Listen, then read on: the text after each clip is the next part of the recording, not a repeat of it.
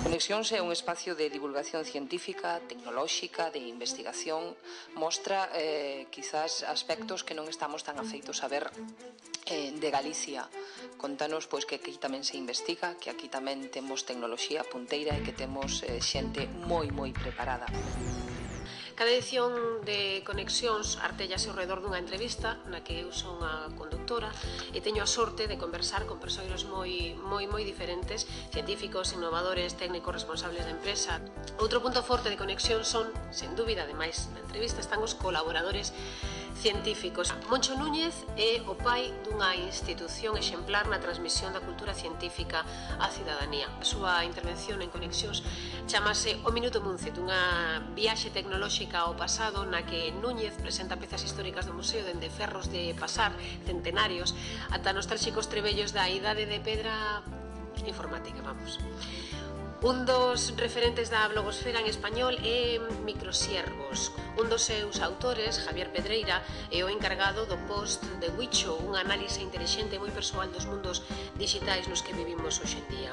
Xurxo Mariño é neuroinvestigador do grupo Neurocon da Universidade da Coruña e promotor de algunhas das iniciativas de divulgación máis orixinais desenvolvidas en Galicia nos últimos tempos.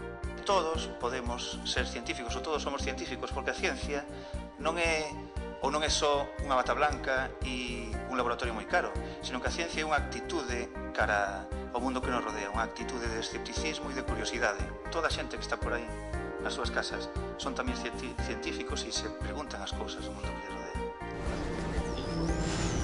Jorge Algora é un home da televisión e do cine.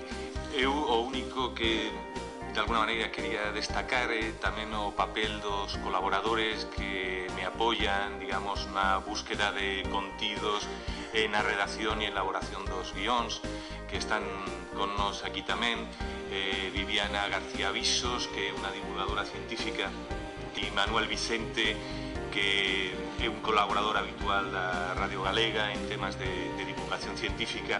Creo que, pois eso, moi innovador, está moi ben feito con todo ese cariño que traballa Jorge, pero sobre todo, pois eso, que conta cousas moi trascendentes para todos no noso día a día.